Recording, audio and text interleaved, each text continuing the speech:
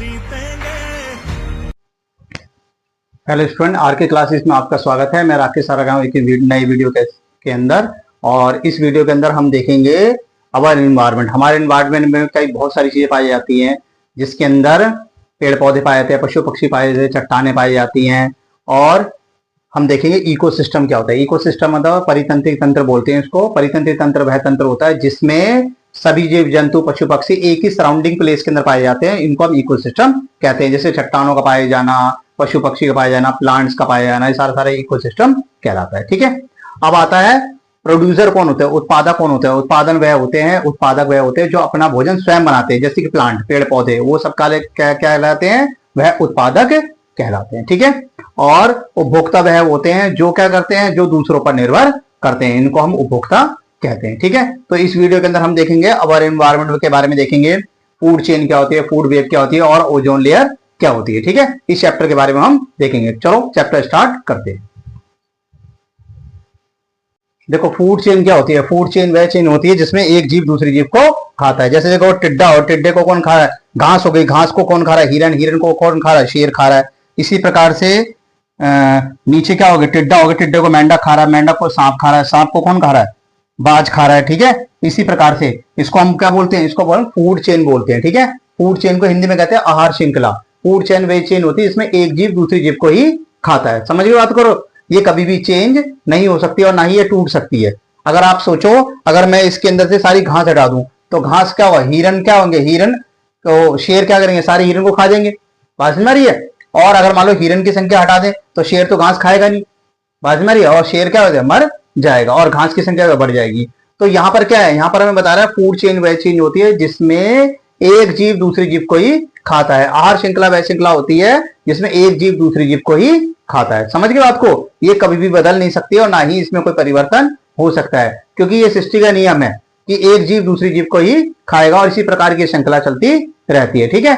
तो हमने सीखा, क्या सीखा हमने, फूड चेन वह चेन होती है जिसमें एक जीव दूसरी जीव को ही खाता है और यह टूट नहीं सकती। ठीक है। समझ में आ गई बात को। अब हम देखेंगे कि फूड वेब क्या होता है। ठीक है। देखो फूड चेन तो आपको समझ आएगा। फूड वेब क्या होता है, फूड वेब के अंदर कोई भी जीव किसी को भी खा सकता है। समझ गए बात को। जैसे देखो घास हो गया, घास को कौन खा रहा है, कोई छोटी मतलब घास हो गया, कोई छोटा इंसेक्ट खा रहा है, फिर उसको कोई बड़ा इंसेक्ट खा रहा है, फिर उसको बड़ा इंसेक्ट खा रहा है। ठीक है। इसी बात देखो टिड्डा हो गया, टिड्डे को मेंढक, मेंढक है, मेंढक खा रहा है, मेंढक को सांप खा रहा है, सांप को बाज खा रहा है, फिर दूसरी चीज खा रही है। समझ बात को। ये क्या होती है, काफी कॉम्प्लेक्स होती है, क्योंकि इसमें एक जीव दूसरी जीव को ही खा सकता है। समझ रहे बात को। और जबकि फूड चेन में क्या होता है, एक जीव दूसरी जीव को खाता है, लेकिन इसमें कोई भी किसी को भी खा सकता है। समझ गए मेरी बात को। आपसे पूछेगा जाल क्या होता है, जाल के अंदर कोई भी जीव किसी को भी खा सकता है, लेकिन श्रृंखला के अंदर सिर्फ एक जीव दूसरी जीव को ही खा सकता है। अब आपसे एक क्वेश्चन पूछेगा, what is the difference between the food chain and food web. आहार श्रृंखला और जाल में क्या अंतर है। तो आप बताओगे कि फूड चेन के अंदर एक जीव दूसरी जीव को खाता है, जबकि आहार श्रृंखला के अंदर यानी वेब के अंदर क्या होता है, कोई भी जीव किसी को भी खा सकता है। ठीक है। फूड चेन जो होता है वो टूट नहीं सकती, क्योंकि एक जीव दूसरी जीव को ही खा रहा है। और जबकि फूड वेब क्या है, जाल क्या है, वो टूट सकता है, क्योंकि कोई भी जीव किसी को भी खा सकता है। समझ में आ रही बात को।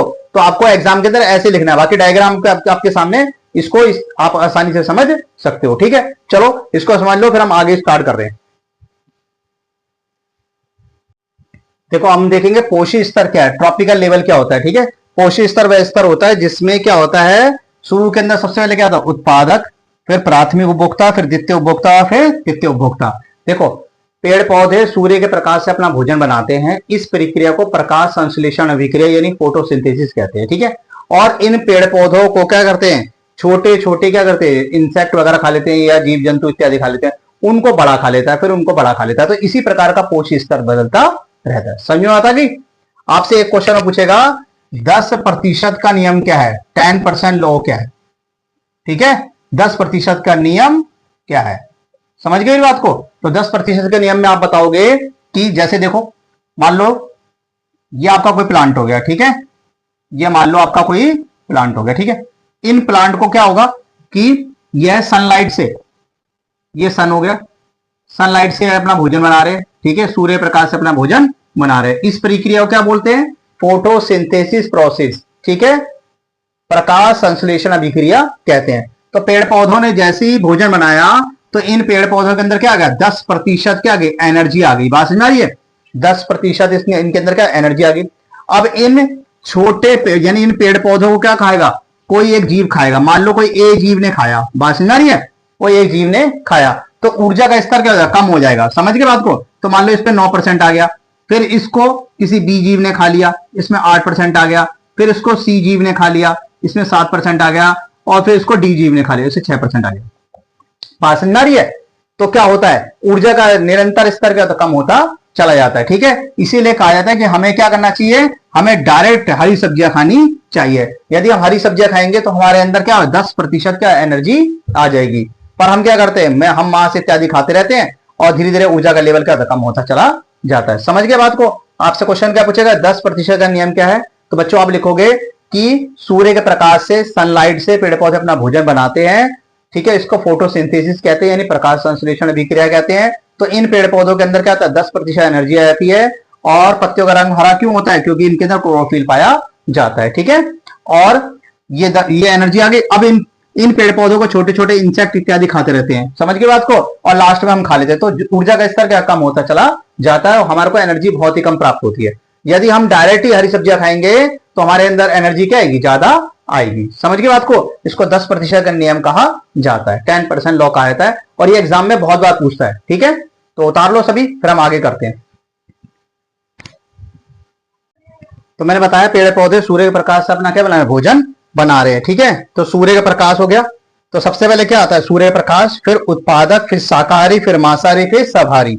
समझ गए बात को। यानी सनलाइट से पहले प्रोड्यूसर, फिर हारीवोरियस, फिर कार्निवोरियस, फिर टॉप कार्निवोरियस आते हैं। ठीक है, तो इससे पता लगता है कि सूर्य के प्रकाश से पेड़ पौधे अपना भोजन बनाते हैं और इसी प्रकार का स्तर क्या चलता रहता है। ठीक है, तो स्टूडेंट हमने काफी सारी चीजें क्या सीख ली हैं, अब हम आगे पढ़ेंगे। ठीक है, समझ में आ रही है। तो ये चीज आप अच्छी तरह समझ लो, क्योंकि आपके एग्जाम के अंदर ये आने ही आने हैं। ठीक है,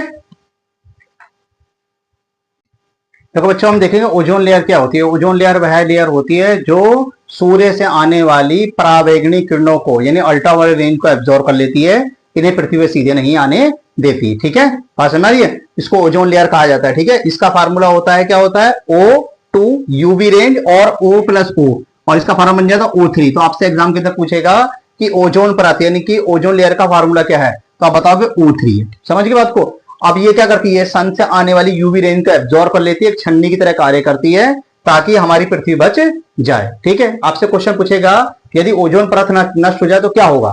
यदि ओजोन परत नष्ट हो जाए तो हमारे को बहुत सारी क्या प्रॉब्लम हो सकती है। ठीक है, एक तो पृथ्वी के नष्ट होने का खतरा उत्पन्न हो सकता है, दूसरा नाइट ब्लाइंडनेस हो गया, स्किन कैंसर हो गया। ठीक है, बहुत सारी यहाँ बीमारियां हो सकती है। आप देखोगे ओजोन परत एक तरीके से इसको छान रही है। अगर ओजोन परत ना हो, पहले से इतनी गर्मी हो रही है, अगर ओजोन परत ना हो तो क्या होगा, पूरी तरीके से हमारी पृथ्वी डिस्ट्रॉय हो जाएगी। समझ गए बात को।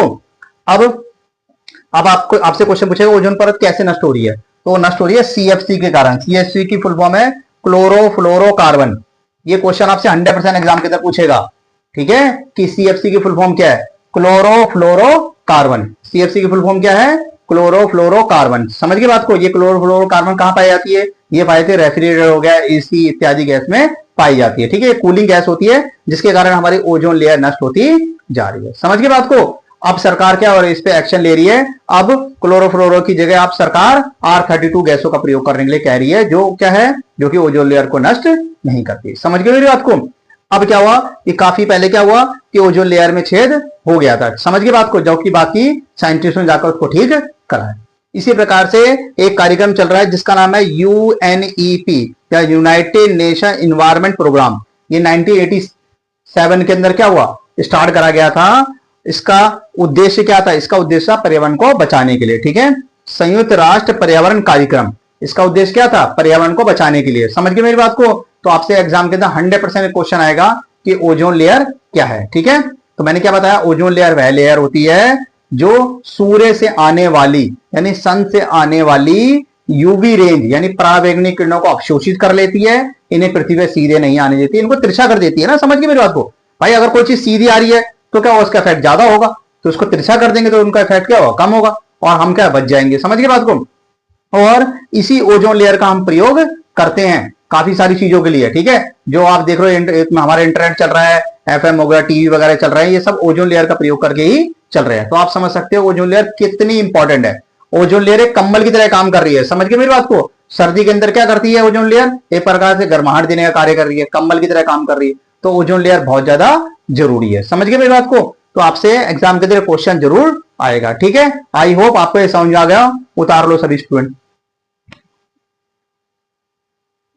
अब देखो कचरा प्रबंधन क्या है, मैनेजिंग द गार्बेज। कचरा प्रबंधन का मतलब होता है कि घरों से निकलने वाला कूड़ा हो गया, फैक्ट्रियों से निकलने वाला गंदा पानी हो गया, फैक्ट्रियों से निकलने वाला जितना वेस्टेज हो गया है, इनको हमें क्या करना चाहिए, उचित तरीके से इनको नष्ट करना चाहिए। इसको कचरा प्रबंधन कहा जाता है। कहने का मतलब यह है कि जब घरों का जितना भी कूड़ा होता है उसको हमें बाहर नहीं फेंकना चाहिए, हमें अपने आसपास साफ सफाई रखनी चाहिए। यदि गीला जो कूड़ा है उसको अलग रखना चाहिए, सूखे कूड़े को अलग रखना चाहिए, ठीक है, ताकि उसका आसानी से प्रबंधन किया जा सके, ठीक है। और जो फैक्ट्रियों से निकलने वाला केमिकल है उन्हें डायरेक्ट पानी में नहीं मिलाना चाहिए, उन्हें पहले साफ कर लेना चाहिए, समझ गए बात को, ठीक है, ताकि हमारा स्वच्छ वातावरण रहे। क्योंकि यदि फैक्ट्री से निकलने वाला गंदा पानी या रसायन है उनको हम डायरेक्ट पानी के अंदर डाल देंगे, नदियों में समुद्र में डाल देंगे, तो समुद्र में रहने वाले जलीय जीव हैं वो क्या पूरी तरीके से नष्ट हो जाएंगे, समझ गए। मछलियों के अंदर वो केमिकल चला जाएगा, उनको हम खाएंगे, हमारे अंदर केमिकल चला जाएगा। तो कचरा प्रबंधन का मतलब होता है एक प्रकार का मैनेजमेंट है, गार्बेज है, समझ गए मेरी बात को। क्योंकि दिन प्रतिदिन आप देखो कितना कचरा उत्पन्न होते जा रहा है, और एक बहुत बड़ी समस्या है, अगर हम इनको जलाते हैं तो जलाएंगे तो क्या होगा, इससे पॉल्यूशन उत्पन्न होगा, जिससे ओजोन लेयर डिस्ट्रॉय हो सकती है, या हमारे को बहुत सारी क्या प्रॉब्लम हो सकती है, ठीक है। आपने देखा कि दिवाली आती है उसके आसपास दिल्ली में कितना ज्यादा मात्रा में पॉल्यूशन हो जाता है, समझ गए बात को। तो हमें अपने इन्वायरमेंट को बचाना है, यही हमारा मोटिव है, और यही हमारा चैप्टर है अवर इन्वायरमेंट। हमें अपने इन्वायरमेंट को बचाना है, ज्यादा मात्रा में पेड़ पौधे लगाने हैं, ताकि पेड़ पौधों से क्या होगा, फ्रेश ऑक्सीजन हमारे को मिलेगी। यदि हम अपनी पृथ्वी को बचाना चाहते हैं तो हमारे को कचरा प्रबंधन के साथ साथ इन्वायरमेंट को बचाने के लिए भी जागरूक होना पड़ेगा, समझ के बात को। ये सभी भारतीय कर्तव्य, भारतीय का मतलब कहूं पूरे विश्व का कर्तव्य है कि अधिक मात्रा में पेड़ पौधों को लगाया जाए, क्योंकि पेड़ पौधे ही तो फेफड़े हैं पृथ्वी के, समझ गए बात को, जो हमें क्या देते हैं, फ्रेश ऑक्सीजन देते हैं। तो कचरा प्रबंधन का मतलब क्या हो गया कि घरों से निकलने वाला या फैक्ट्री से निकलने वाला जितना भी कचरा है उन्हें हमें क्या करना चाहिए, अच्छी तरीके से डिस्ट्रॉय करना चाहिए। सरकार का यह कर्तव्य है कि जगह जगह डस्टबिन लगाए ताकि लोग उसके अंदर अपना कूड़ा डाल सके, समझ गए बात को। लोग क्या करते हैं, पिकनिक पे जाते हैं, वहीं पर जाके क्या अपनी चीजें छोड़ देते हैं। तो सरकार को चाहिए कि फुटपाथ के आसपास क्या करना चाहिए, डस्टबिन लगा दे, ताकि लोग उसके अंदर अपना कूड़ा डाल दे। और लोगों को कूड़ा इत्यादि बाहर नहीं फेंकना चाहिए, लोग सड़कों फेंक देते हैं, घरों के बाहर कूड़ा फेंक देते हैं, ये सब चीजें नहीं करनी चाहिए। कूड़े को अच्छी तरीके से क्या करना चाहिए, हमें प्रबंधन करना चाहिए। या तो कूड़े की गाड़ी आती है उसमें डालना चाहिए, नहीं तो हमारे को क्या करना चाहिए, उसको अच्छी तरीके से मैनेज करके जहां पर भी कूड़ा रखा जाता है वहां पर रख देना चाहिए, ताकि गाड़ी आकर उसको ले जाए, समझ गए बात को। तो ये चैप्टर हमारा पूरी तरीके से खत्म हो गया है। आई होप बच्चों आपको ये चैप्टर पसंद आया होगा, समझ में आया होगा, ठीक है। जैसे ही ये पूरे चैप्टर कंप्लीट हो जाएंगे मैं इनके इंपॉर्टेंट एमसीक्यू हैं, जितने भी क्वेश्चन है जो एग्जाम के अंदर आते हैं, सीबीएसई या अदर कंपटीशन एग्जाम के अंदर आते हैं, वो सारे के सारे क्वेश्चन भी मैं डाल दूंगा, ठीक है। इस वीडियो के अंदर इतना ही, मैं राकेश साथ जल्दी मिलता है एक नेक्स्ट वीडियो के अंदर, ठीक है। यदि आपको वीडियो पसंद आ रही है तो लाइक कीजिए, सब्सक्राइब कीजिए, और आपके जितने फ्रेंड है उनको शेयर कीजिए। Bye bye.